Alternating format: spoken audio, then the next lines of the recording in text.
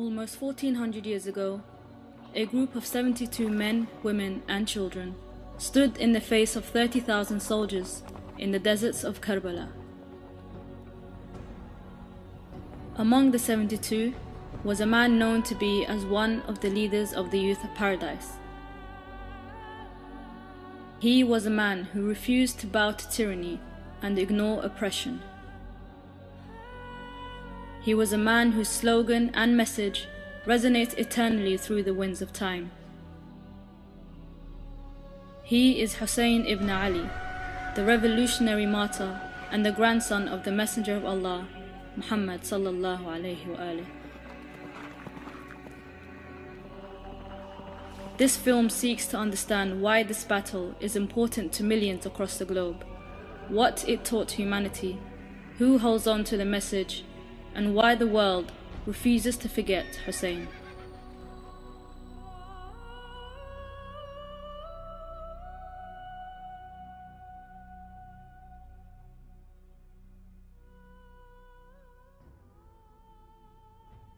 One of the most important thinkers, clergy, and an example in his life, in his talks, in his thinking, and of course in his stand in life. A person who never compromised what he believed in.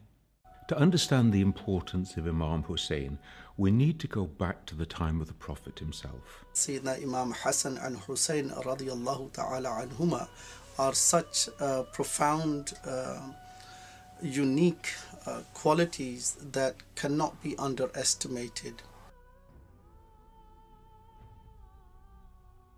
Karbala, for me, is a battle and a symbol of the collide between Yazid, whose ambition, political ambition, blinded him and did not see the importance and the role of Al-Imam Hussein. So when he fought in Karbala against Al-Imam Hussein and his family and friends, and was ready even to go to the extent of killing them, he gave the ugliest face of the merge between religion and politics. Everybody accepts that Yazid is a very bad example of Muslim life, let alone of Muslim leadership. He openly disobeyed the commands of God, he openly disobeyed the Sharia. It's a crisis of leadership and a crisis of deciding how are you going to respond when injustice and tyranny is facing you. Now, we have here a hadith of Prophet Muhammad which enables us to get a sense of the importance of this. He says on one occasion, the greatest jihad is to speak the word of truth into the face of a tyrant. This is the highest challenge to any human being, to actually face down a tyrant and not give in. So this is what's going on in the mind of Hussein in Medina with his community, and he knows that in a very short period of time he is going to be faced with the demand to make an oath of allegiance to Yazid, who he knows to be a totally unworthy person to lead the community. The body was severed and cut into, mutilated in fact, into many pieces, but Imam Hussein did not give the hand because the hand symbolized a pledge of allegiance, and we have the system of bay'ah, and the bay'ah is to promise never to aid and abet in or solicit the fasiq or the fajir, and to aid and abet those who are clear violators of the Quran and the Sunnah to Nabi Sallallahu Alaihi Wasallam. And today, if we learn this lesson, it would be the most profound U-turn that any nation has ever taken instantaneously.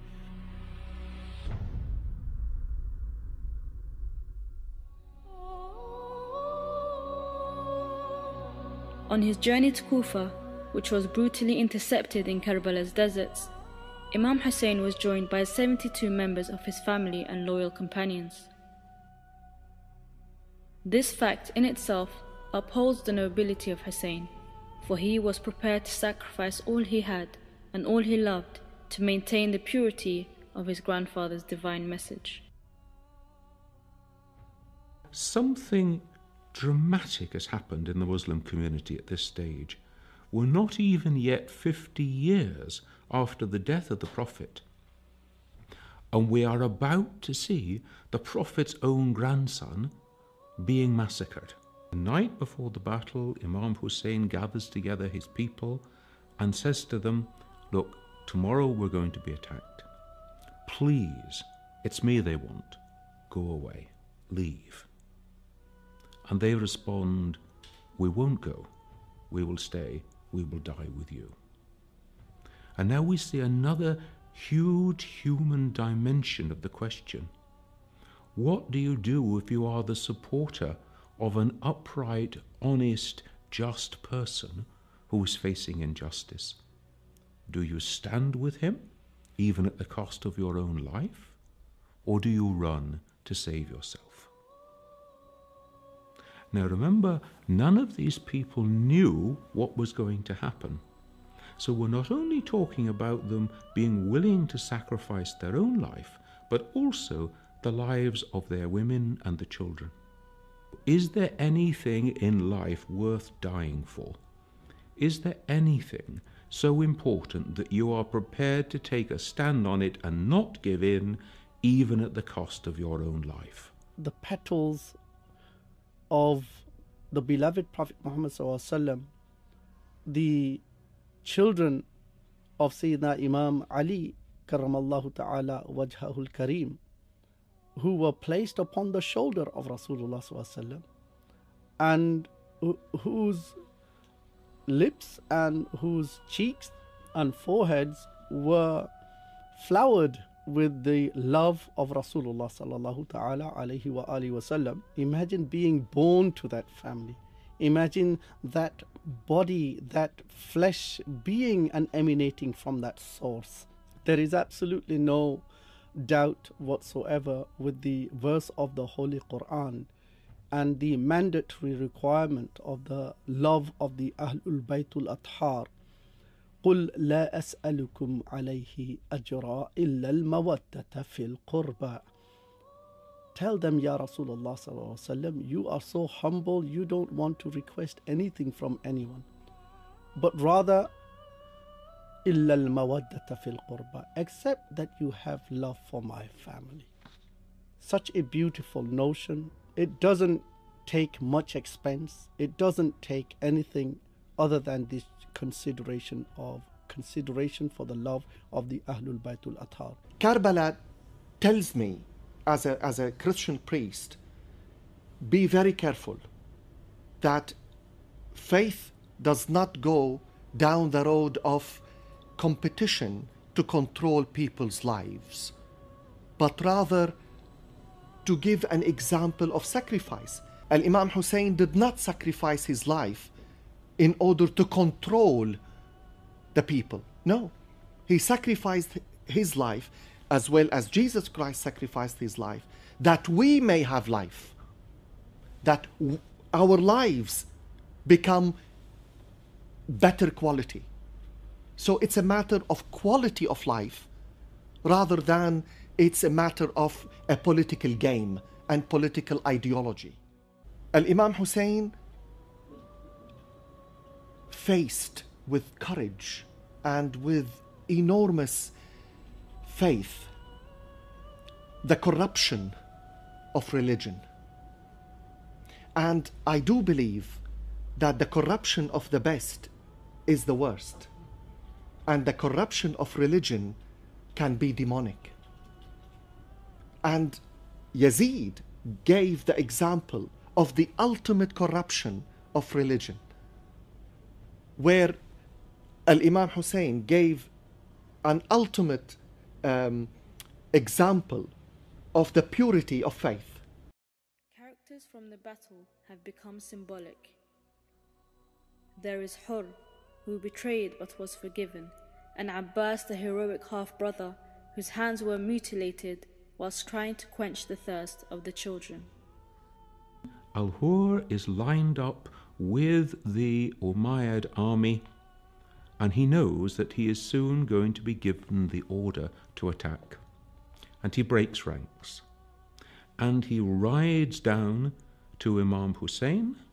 He throws himself from his horse, and he asks for his forgiveness. I am the one. I have brought you to this place. I have corralled you in the field of your own death. Hussein raises him up, forgives him, and restores him to human dignity. Imagine the spiritual strength of one who will raise up the person who has brought him to the point of oppression. They are short of water, and somebody goes to try and get water, and so we have a heroic story. The half-brother Abbas goes to try to get water and bring it back to give it to the women and the children of the community, and he is cut to pieces in the process. Hussein actually takes out his own infant son, a baby in arms, and pleads with the Umayyads. I know that you've got it against me, but why should you have it against the baby? Give the baby water. Have mercy on the child. If you won't trust me with the water, I'll leave the child on the rock and you can give it water. And the response is to kill the child in the arms of his father. In all of that situation, he did not abandon Salah, he did not abandon Siyam, he did not abandon Zakah, he did not abandon the akhlaqun Nabi sallallahu alaihi wasallam. Firing that arrow and coming through the neck of one of the beloved son of Sayyidina Imam Hussein in response to one drop of water, that was the only thing that was requested. And it is this drop of water for which Imam Hussein had also made a promise that I will ask my grandfather to intercede for you if you were to just give a drop of water. So you see, before you enter into a contract with anyone, you must look at the value that they have. Will they be able to fulfill the value of the contract or the pledge that they are making with you? Today, our biggest problem is that we have all the three qualities in our leadership that we should not have. Ayatul munafiqi thalathun. The qualities of a munafiq are three. إذا حدث كذب. When he speaks, he lies. إذا وعد أخلف. When he promises, he goes against it. وإذا اؤتمن خان. When you entrust something to them, they embezzle in it. Imam Hussein does not belong to one group. He has been acknowledged and revered by figures of all demographics and denominations throughout time. If we are to understand the meaning of Karbala, we need to take it out of an Iraqi context, out of a Shia context, out of a Muslim context, and to see it as a piece profoundly of human drama. As a community, we have a history. We didn't just start with our own generation, and we can look back into how other human beings lived the human project. We can take examples from them. We can also take warnings from them. These are the circumstances that led these people to do these terrible things. This is the person who in this situation responded in this wonderful and noble way. It can only and only give us positive things to take back, no matter which group we belong to. Don't believe that the message of Al-Imam Hussein is limited to a race or a nation or a religion even. Remembering, keeping alive, commemorating those events gives us something upon which we can reflect in our own human lives today. I as a Christian would also want to take my own lessons in remembering the events of Karbala, to remember the day. We have a phrase, to keep the day as holy. Holy not in the sense that this is a wonderful thing, but holy in the sense that this is a profound moment of human history. And then to remember the events, to keep them alive. The word remember doesn't just mean, oh, I recall the facts. It means, in a sense, remembering them, reliving them. They live on in my life and memory. And so I am reflecting then, what do those events mean for me today, and how do they speak to my human condition? I think the second thing is that Imam Hussein is called the Prince of Martyrs. And as the Prince of Martyrs, he gives an example to every human being of total surrender, total submission to the will of God. Because the martyr is one who makes the total surrender of their life to God. Even my very existence is in your hands. If it be your will, I will accept death at the hand of the enemy. And this reminds us of the human need to surrender all to God, to acknowledge that we are the servants of God, that our lives do not belong to us, they belong to God. And if it should please God that I should die at this time in this way, who am I to complain? Who am I to say to God, I know better?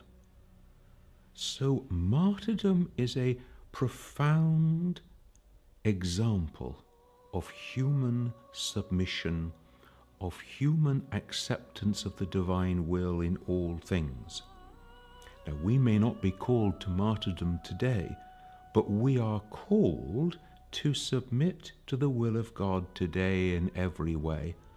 So remembering the events of Karbala are a way of remembering the human vocation to be the servant of God. The grandchildren of the beloved Prophet Muhammad sallallahu alaihi wasallam, the upholders of the Quran and the Sunnah to Nabi sallallahu ta'ala alaihi wa alihi wasallam, why should they not be mentioned when they have given every last drop of their blood for the sake of the Ummah to Nabi sallallahu ta'ala alaihi wa alihi wasallam?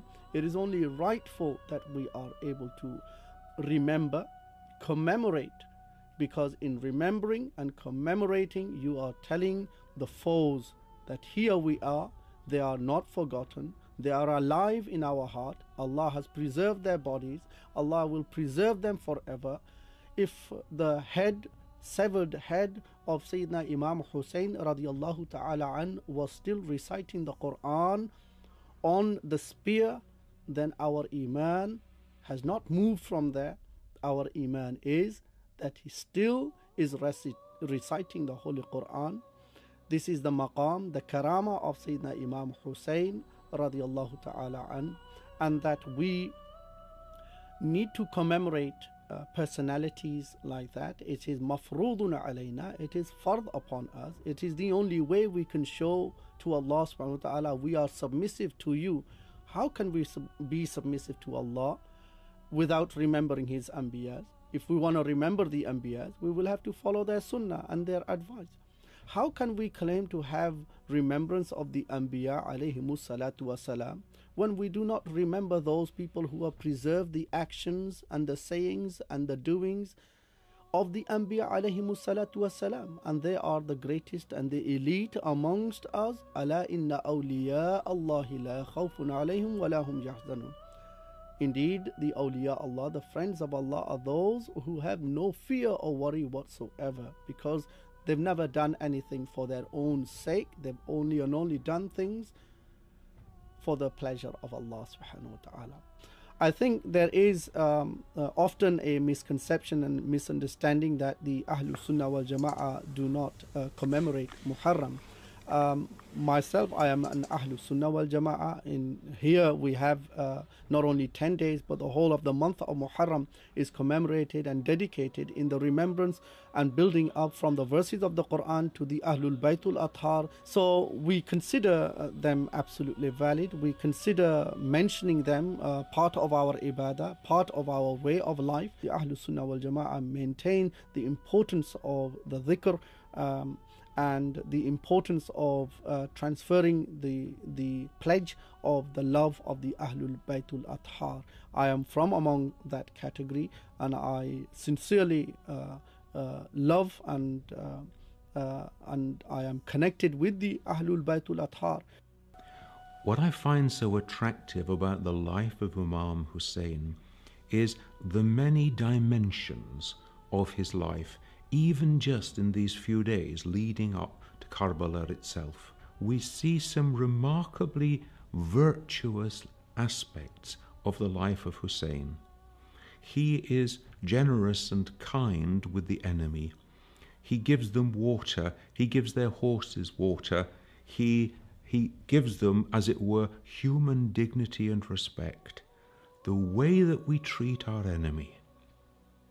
Are these fellow human beings like me? They have mothers and fathers, they have wives and husbands, they have children and families just like me. The ultimate human responsibility to take another human life. Another great thing that I take from the story of Hussein is his courage. It's easy to talk, but when you're actually waking up to face the field of battle, facing certain death, facing an uncertain future for the ones that you love, for your wives and the children of those who stand with you, it takes courage to stand your ground. And human courage is a very important part of the dignity of being human, in small things and in great. We learn lessons of bravery, and we learn lessons of istiqamah, steadfastness, and we learn an immense lesson of sabr. Inna Allaha ma'as sabirin, and how Allah subhanahu wa ta'ala gave triumphance, and how throughout all of this process the Ahlul Baytul Athar steadfast upon the teachings of the beloved Prophet Muhammad sallallahu ta'ala alayhi wa alihi was the enemy. And the battle was going backwards and forwards. The two of them were fighting together. And eventually, Ali overpowers him, has him on the floor, and is just about to kill him. And his enemy from the floor spits into his face. And Ali puts away his sword and walks away. And his own supporters are saying, "What are you doing? You had him. He was on the floor. He was in your hands. One stroke and you would have killed him." And Ali responds, "And I would have done if I could have delivered that stroke before he spat in my face. Because then I would have been acting with right motives, with right intention. But once he spat in my face, I was so angry that he had insulted me in this way that I would have been acting for the wrong motives, the wrong intention, and I could not kill him in that situation." Now then, this reminds us of the morality of warfare and fighting. It reminds us of how you treat your enemies when they are captive, and we see the way in which the women and children of the field of Karbala were treated with inhumanity, with disrespect, without human dignity. Is that an appropriate way to treat another human being, just because they are your prisoner? We see the way in which the dead are mutilated and destroyed so that you can hardly find bodies to bury. The life of Sayyidina Imam Hussein, and as he moved from one area to another area, those who were the instigators, those who were sent by Yazid, those who were sent by other leaders to instigate and to follow the Ahlul Baytul Athar, the methods that they developed and adopted in order to get confession or in order to frighten them away, is something that is reflective of what we see in our society. We ourselves have become cruel to our own people, and these are sunnahs of Yazid and his ways. I choose the word selfless to describe him because he could bravely go beyond the temptation of being a caliph or a king. He went beyond the temptation of power, the temptation of authority, and he chose to give a lesson of self-giving, forgiveness,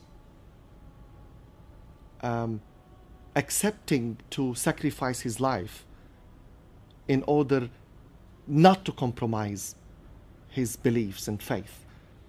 And sacrificing yourself for what you believe in is definitely a big sign of being selfless. Hussein dies in the desert. His followers are killed with him. These are, in the terms of the world, pretty insignificant acorns. And yet it reminds us that God's acorns grow into mighty oak trees. Because here we are, 2,000 years after the time of Jesus, 1,400 years after the time of Hussein, and we remember them, and they are examples to us still, and their names live on in the lives of their followers in ways that they could not possibly have imagined. And it reminds us then, in our life of faith, what matters is not the impact that we have, how can we measure it, but how faithful are we to what God calls us to do and to plant, in the trust that the acorn that we plant today, however small it may be, in God's good grace and in God's good time, can grow into a mighty oak. This is the life of faith. We do not ask to see results now. Their mentioning softens our heart when our hearts have become, rigid and harsh. And so it is the Ahlul Baytul Athar, it is the love of Rasulullah Sallallahu Alaihi Wasallam, it is the karamat of the Ahlul Baytul Athar and the mu'jizat of the beloved Prophet Muhammad Sallallahu Alaihi Wasallam that softens our hearts and makes us and our pledge become reaffirmed to our beloved Prophet Muhammad Sallallahu Ta'ala Alaihi Wasallam. Without Imam Hussein, without his courage, without his perseverance, without his revolution, without his martyrdom, the world would not be what it is today.